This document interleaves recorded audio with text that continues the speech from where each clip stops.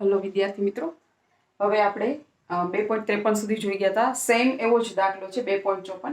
જ્યારે 150 પાઇકોમીટર તરંગ લંબાઈવાળો ફોટોન પરમાણુને અથડાય અને જ્યારે અથડાય ત્યારે એની સાથે જોડાયેલો જે ઇલેક્ટ્રોન છે એમાંથી એક ઇલેક્ટ્રોન છે એ બહાર નીકળે છે, ઉત્ક્ષેપણ થાય છે, મીન્સ બહાર નીકળે છે.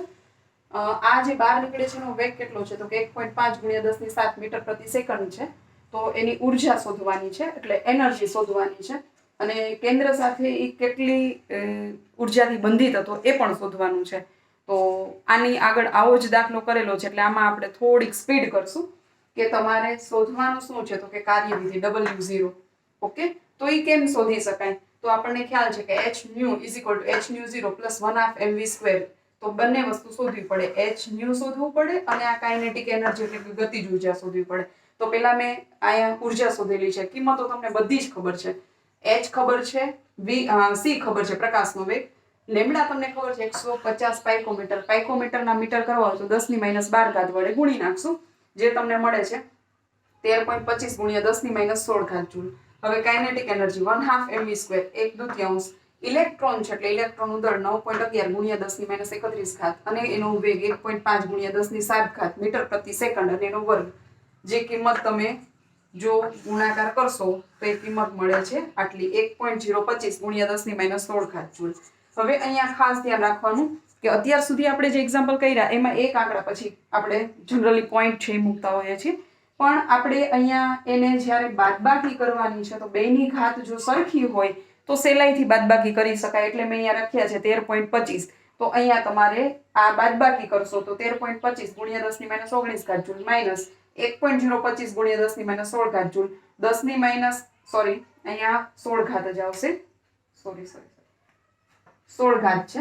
તો આ 10⁻16 છે એ કોમન નીકળી જશે. 13.25 માંથી 1.025 બાદ કરો એટલે થઈ જશે 12.22 અથવા તો 12.225 × 10⁻16 જૂલ. હવે એને તમારે ઇલેક્ટ્રોન વોલ્ટમાં ફેરવવા હોય તો આ સૂત્ર પણ આપણે આવી ગયું છે કે 1.602 × 10⁻19 જૂલ બરાબર 1 ઇલેક્ટ્રોન વોલ્ટ. તો આપણને મળેલું જે કાર્ય વિધેય છે, આ કાર્ય વિધેયના આપણે ઇલેક્ટ્રોન વોલ્ટ કેટલા થાય?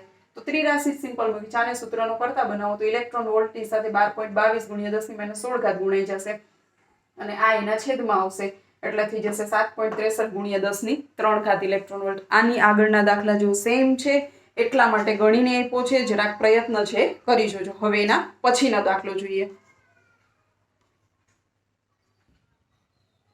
ત્યાર પછીનો એક્ઝામ્પલ બહુ સિમ્પલ. પાસ્ટન શ્રેણીની અંદર ઉત્સર્જન સંક્રાંતિ n = 3 કક્ષાએ અંત પામે છે. મીન્સ ઉપરથી જે પણ આવે છે ત્રીજી કક્ષા ઉપર અટકી જાય છે. શું કામે? તો કે આપણને ખબર છે કે સૌથી નીચે લાઇમેન, પછી બામર એટલે પછી પાસ્ટન. એટલે પાસ્ટન એટલે 3 નંબર આવશે, એટલે ઉપરથી જ્યાં પણ આવશે એનું ઘર જ 3 નંબર ઉપર છે એટલે 3 નંબર ઉપર અટકી જશે. અને n કક્ષામાંથી શરૂ થાય છે એનો અર્થ એવો કે n આપણને ખબર નથી ક્યાંથી આવે છે ત્રીજા નંબર ઉપર, એક ખ્યાલ નથી. અને એને μ = 3.29 × 10⁻15 હર્ટ્ઝ. અહીંયા જરાક રકમમાં ટેક્સ્ટ બુકની અંદર મિસ્ટેક છે. આ કન્ટિન્યુ છે, 1/3² - 1/n² આ વડે રજૂ કરી શકાય. જો ત્યારે તરંગ લંબાઈ 1285 નેનોમીટર આપેલી હોય તો વર્ણપટનો વિસ્તાર, આપણે વર્ણપટ જોઈ ગયા હતા, દ્રશ્યમાન છે, પારરક્ત છે કે પારજાંબલી છે, કયો છે એ શોધવાનું છે. એનો અર્થ કે લેમ્બડા જે મળશે એના આધારે આપણે નક્કી કરશું કે એ કયો વિસ્તાર દર્શાવે છે. તો અહીંયા આપણને μ = c/λ એની કિંમત તો તમને આપી દીધી છે. તો c ની કિંમત ખબર છે 3 × 10⁸ મીટર પ્રતિ સેકન્ડ અને લેમ્બડા કેટલી આપી છે? તો કે 1285 નેનોમીટર. 1285 × 10⁻9 મીટર બરાબર 3.29 × 10⁻15 હર્ટ્ઝ અથવા તો પ્રતિ સેકન્ડ અને 1/3² - 1/n². હવે અહીંયા આ છેદમાં લઈ આવીએ તો ગુણાકાર શું થશે? તો કે 3 × 10⁸ મીટર પ્રતિ સેકન્ડ. ઓકે, અને હવે શું થશે? તો કે છેદમાં 1285 × 10⁻9 મીટર ગુણ્યા 3.29 × 10⁻15 પ્રતિ સેકન્ડ બરાબર 1/3² - 1/n². ઓકે, હવે આ ત્રણેય છે એનો આપણે ભાગાકાર જો કરીએ 1/3² તો સીધા મૂકી શકાય, 3² એટલે 9. તો આનો ભાગાકાર જો આપણે કરીએ તો આ ભાગાકાર છે કેટલો આવશે? તો કે 0.7 સોરી 0.0709 ઓકે બરાબર 1/9 છે એ કેટલા થાય છે તો કે 0.1111 માઇનસ 1/n². ઓકે હવે આ n² આ 1/n² છે એના સૂત્રનો કરતા બનાવીએ આપણે તો શું થશે તો કે આને સૂત્રનો કરતા બનાવવો હોય તો એને આ બાજુ લાવવા પડે એટલે 1/n² ઇઝ ઇક્વલ ટુ શું થશે તો કે આ જે છે આને આ બાજુ લેવા આને આ બાજુ લઈ જશો એટલે 0.1111 માઇનસ 0.0709 એટલે એનો અર્થ એવો થયો કે 1/n² ઇઝ ઇક્વલ ટુ કેટલા મળે છે તો અહીંયા આપણે લખીએ 1/n² ઇઝ ઇક્વલ ટુ આ બેની જે બાદબાકી છે એ કેટલી મળશે તો કે 0.0402 આ n1/n² મળે છે તો n² ને સૂત્રનો કરતા બનાવો તો શું થાય તો કે n² ને સૂત્રનો કરતા બનાવો એટલે 1/છેદમાં એ જતા રહેશે 1/છેદમાં 0.04 એટલે n² બરાબર થઈ જશે 25 તો n બરાબર કેટલા થશે તો કે 5 એનો અર્થ એવો કે એ ક્યાંથી આવે છે તો કે 5 નંબરમાંથી ત્રીજા નંબર સુધી આવે છે ઓકે એ તો આપણને ખબર પડી ગઈ n મળી ગયો હવે આપણે વર્ણપટનો વિસ્તાર શોધવાનો છે ઓકે n² છે એ આપણને મળી ગયો છે તો હવે n આપણે અહીંયા n = 5 થી એટલે કે લાઇમેન બામર પાસ્ટન બ્રેકેટ અને ફંડ શ્રેણીમાંથી એ પાસ્ટન શ્રેણીની અંદર આવશે ત્યાર પછીનું એક્ઝામ્પલ ઉત્સર્જન સંક્રમણથી તરંગ લંબાઈ છે એ ફાઇન્ડ આઉટ કરવાની છે જો 1.3225 નેનોમીટર ત્રિજ્યાથી શરૂ કરીને હવે આપણે બોહરની અભિધારણાઓની અંદર પ્રવેશી ગયા ત્યાં આપણે ક્યાંક ત્રિજ્યા એવી હતી શરૂ કરી અને 211.6 પાઇકોમીટર ઉપર એનો એન્ડ થાય છે તો આ સંક્રાંતિ કઈ શ્રેણીને લાગુ પડે છે એનું નામ આપવાનું છે અને વર્ણપટ વિસ્તાર આપણે શોધવાનો છે તો સૌથી પહેલી વાત કરીએ તો ત્રિજ્યાનું સૂત્ર ક્યાંક આવું હતું Rn = 52.9 n²/z પાઇકોમીટર હવે હાઇડ્રોજન જેવા સ્પીસીસ માટે વાત કરીએ તો કે હાઇડ્રોજન માટે આપણે વાત કરીએ છીએ તો એની R1 તમને આપી છે કેટલી તો કે ક્યાંથી શરૂ થાય છે 1.3225 નેનોમીટર આપણે અહીંયા પાઇકોમીટર એકમ જોઈએ છે એટલે એને પાઇકોમીટરમાં ફેરવી દે 322.5 પાઇકોમીટર તો આના માટે R1 બરાબર શું લખાય તો કે 52.9 n1² z એટલે 1 થઈ જશે હાઇડ્રોજન માટે z = 1 નથી લખતી હું બરાબર શું છે તો કે બરાબર છે 1322.5 પાઇકોમીટર R2 બરાબર શું છે તો કે R2 બરાબર 52.9 n2² ત્યાં પણ z = 1 થશે એ ડાયરેક્ટ પાઇકોમીટરમાં આપ્યા છે 211.6 પાઇકોમીટર હવે આપણે એનો રેશિયો લઈએ એટલે કે એનો ગુણોત્તર લઈએ તો શું થશે તો R1/R2 બરાબર શું થાય તો કે 52.9 n1² છેદમાં 52.9 n2² બરાબર 1322.5 છેદમાં 211.6 બંનેનો એકમ પાઇકોમીટર છે એટલે પાઇકોમીટર કેન્સલ થઈ જશે આ પણ કેન્સલ થઈ જશે ઓકે આ બંને કેન્સલ થશે તો આપણને R1 અને n1 આ તો કેન્સલ નહીં થાય પાઇકોમીટર આ તો આપણી કિંમતો છે આ કેન્સલ થઈ જશે અને આનો ભાગાકાર જો કરીએ તો આપણને કેટલા મળશે તો કે અહીંયા શું મળશે R1/R2 હવે લખવાની જરૂર નથી કારણ કે આપણી પાસે n1² અને n2² આવી ગયા છે n1/n2² બરાબર કેટલા થશે તો કે 1322.5 છેદમાં 211.6 ઓકે આનો આપણે હવે ભાગાકાર જો કરીએ મીન્સ કે આ જે કિંમતો છે એ બંનેનો હવે સિમ્પલી તમારે ભાગાકાર જ કરવાનો છે તો સિમ્પલી જો એનો ભાગાકાર કરો તો આ કેટલા આવશે તો કે n1² છેદમાં n2² = 6.25 વર્ગ કાઢો એટલે તમને અહીંયાથી વર્ગ કાઢો તો સામે વર્ગમૂળ મૂકશો એટલે n1/n2 બરાબર કેટલા થશે 6.25 એટલે આપણને ખ્યાલ છે 25 નો વર્ગ 625 થાય એટલે આ આવશે 2.5 અને 2.5 એટલે શું તો કે 5/2 તો હવે સિમ્પલી આપણને ખબર છે 5/2 એટલે શું લખી શકાય તો કે 5/2 એટલે n1 = 5 અને n2 = 2 હવે આપણને ક્યાંથી ક્યાં જાય છે એ ખબર પડી ગઈ છે 5મા નંબરથી બીજા નંબરમાં આવે છે તો તમને વર્ણપટનો વિસ્તાર તો એમનામાં આવડી જાય જો તમે થોડુંક એવું થિયરિટિકલ નોલેજ હોય તો આપણને ખ્યાલ છે લાઇનમેન, બીજો હતો બામર, પાસ્ટર, બ્રેકેટ અને ફંડ. તો 5મા નંબરથી બીજા નંબર ઉપર આવે છે એટલે બામરમાં. તો બામરમાં આવે તો બામર શ્રેણી આપણને ખ્યાલ છે રંગીન પટ્ટાઓ આપતી હતી, મીન્સ કે દ્રશ્યમાનમાં આવવો જોઈએ. મીન્સ એની જે તરંગ લંબાઈ આપણે શોધવાની છે. હવે આપણે વર્ણપટનો વિસ્તાર જોઈએ છે એટલે જે તરંગ લંબાઈ આવશે એ કેટલી આવવી જોઈએ? તો કે તરંગ લંબાઈ છે આપણને ખ્યાલ છે દ્રશ્યમાન વર્ણપટની 400 થી 750 આપણી પાસે નેનોમીટરમાં આવે તો આપણો જવાબ સાચો, નકર ખોટો. ઓકે, હવે આપણે આગળ જોઈએ આને જ. હવે આપણી પાસે આપણે તરંગ લંબાઈ લેમ્બડા શોધવાની છે એટલે આપણી પાસે સૂત્ર છે new bar is equal two 1 upon lambda is equal two 1.09677 ગુણ્યા 10 ની 7 ઘાત 1 ના છેદમાં n1 square minus 1 upon n2 square. n1 બરાબર 5 મૂકશું, n2 બરાબર 2 મૂકશું. આપણે જો એની કિંમતો મૂકવાની શરૂ કરી તો 1.09677 ઇન્ટુ 10 રેઝ ટુ પાવર 7. 1 ના છેદમાં n1 એટલે 5 એટલે 5 નો વર્ગ માઇનસ 1 ના છેદમાં 2 નો વર્ગ, 2 નો વર્ગ 4 ને 5 નો વર્ગ 25 થઈ જશે. તો આપણે સિમ્પલી મૂકી શકીએ 1.09677 ઇન્ટુ 10 રેઝ ટુ પાવર 7. લસા લઈએ આપણે તો લસા કેટલો થશે? તો કે ભાઈ લસા જે છે 5 નો વર્ગ 25 અને 2 નો વર્ગ છે 4 એટલે આપણો લસા થઈ જશે 25 ચોક 100. અહીંયા કેટલા આવશે? તો કે ભાઈ 2 દુના 4 જે છે એ આપણે આવશે. સોરી, આપણે અહીંયા 2 થી શરૂ કરીને 5 સોરી એટલે અહીંયા આવશે 25 અને અહીંયા આવશે 2 નો વર્ગ 4 એટલે કેટલા આવશે? તો કે 1.09677 multiplied by 10 raise to power 7. અહીંયા થશે 21 ભાગ્યા 100. 21 ના છેદમાં 100 થઈ જશે. ઓકે, તો 21 ના છેદમાં આપણે જો 100 લખીએ, કારણ કે આપણે કિંમતો અહીંયા પ્લસ જોઈએ છે, ખાસ ધ્યાન રાખશું કારણ કે માઇનસમાં ન આવી શકે. તો અહીંયા લેમ્બડા ઇઝ ઇક્વલ ટુ કેટલા મળે? 1 અપોન લેમ્બડા. જો આનો ગુણાકાર અને ભાગાકાર કરીએ તો આ કિંમત તમને મળશે 2.303 ગુણ્યા 10 ની 6 ઘાત.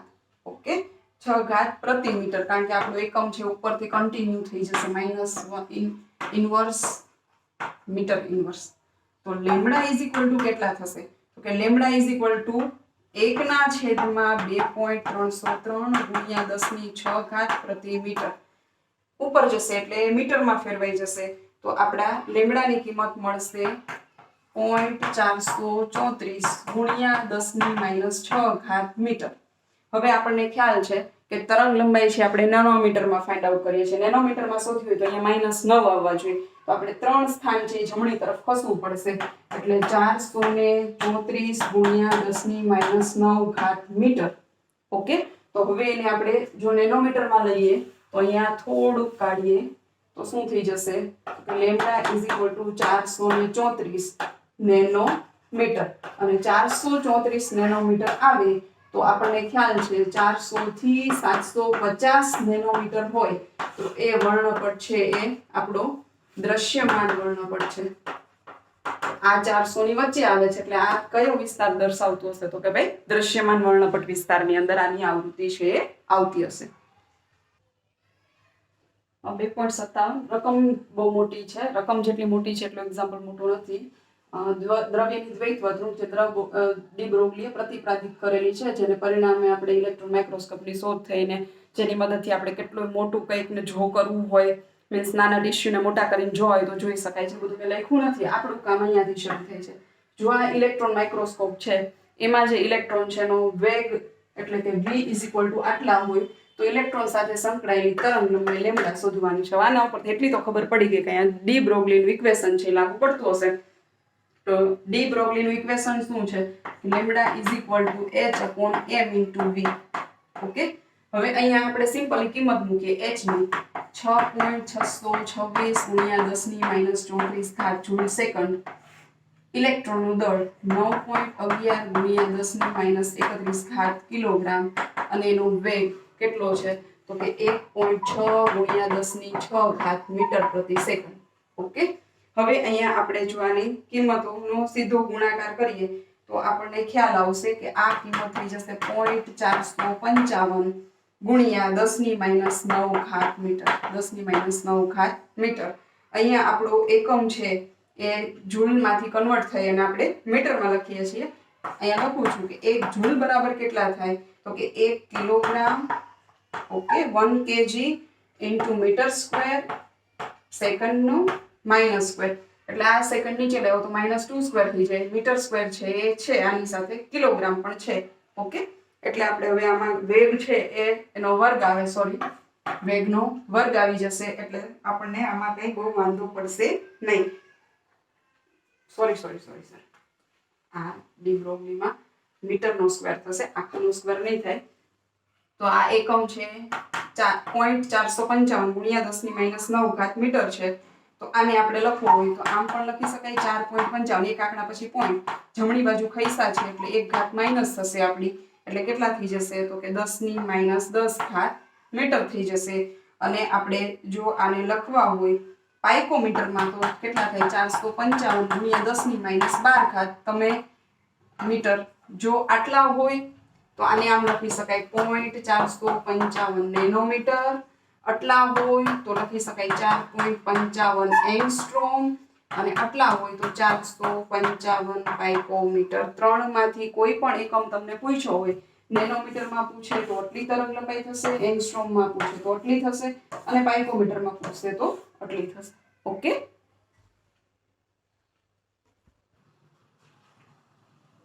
એક્ઝામ્પલ, ઇલેક્ટ્રોન વિવર્તનની જેમ જ ન્યુટ્રોન વિવર્તન પણ છે માઇક્રોસ્કોપ, જેની મદદથી આખો અણુ છે એની રચના આપણે નક્કી કરવી હોય તો યુઝ કરી શકાય. તો અહીંયા જે તરંગ લંબાઈ વપરાય છે 800 પાઇકોમીટર છે, એના મીટરમાં ફેરવી દઈએ તો 800 ગુણ્યા 10⁻12 પાઇકોમીટર મીટર થઈ જશે. અને એની સાથે સંકળાયેલો વેગ ગણવાનો છે. તો અહીંયા ન્યુટ્રોનનું વજન, વેગ એટલે v ફાઇન્ડ આઉટ કરવાનો છે. ન્યુટ્રોનનું વજન આપણને ખ્યાલ છે, આપણે ટેક્સ્ટ બુકમાં શરૂઆતના બીજા નંબરના પેજ ઉપર આપ્યું છે 1.675 ગુણ્યા 10⁻27 કિલોગ્રામ. જો ઇલેક્ટ્રોન હોત તો 9.11 ગુણ્યા 10⁻31 કિલોગ્રામ લે. હવે અહીંયા પણ ડી બ્રોગલી ઇક્વેશન જ લાગુ પડશે, લેમ્ડા h/m × v. તો h ની કિંમત મૂકીએ 6.626 ગુણ્યા 10⁻34 જૂલ સેકન્ડ. અહીંયા એનું દળ મૂકીએ 1.675 ગુણ્યા 10⁻27 કિલોગ્રામ, અને એનો વેગ છે એ શોધવાનો છે. તમને તરંગ લંબાઈ છે આપી છે, કેટલી આપી છે તો કે 800 ગુણ્યા 10⁻12 મીટર. વેગને સૂત્રનો કરતા બનાવો એટલે એને અહીંયા લઈ આવો, સિમ્પલી આને છેદમાં લઈ જવાનું, 6.626 ગુણ્યા 10⁻34 જૂલ સેકન્ડ છેદમાં આ એમનો જ રહેશે 675 ગુણ્યા 10⁻27 કિલોગ્રામ ગુણ્યા આ છેદમાં આવી જશે 800 ગુણ્યા 10⁻12 મીટર. જો આનો ભાગાકાર આપણે કરીએ તો વેગ તમને કેટલો મળે છે તો કે અહીંયા જે વેગની મૂલ્ય મળે છે એ કેટલું મળે છે 0.494 મીટર પ્રતિ સેકન્ડ ગુણ્યા 10⁻³ મીટર પ્રતિ સેકન્ડ અહીંયા મળે છે આપણને. હવે આને આપણે જો v બરાબર 4.94 લખીએ તો 10⁻² મીટર પ્રતિ સેકન્ડ વેગ છે આવી રીતે શોધી શકાશે. આગળનું એક્ઝામ્પલ જોઈએ, બંને સેમ અને લગભગ સરખા.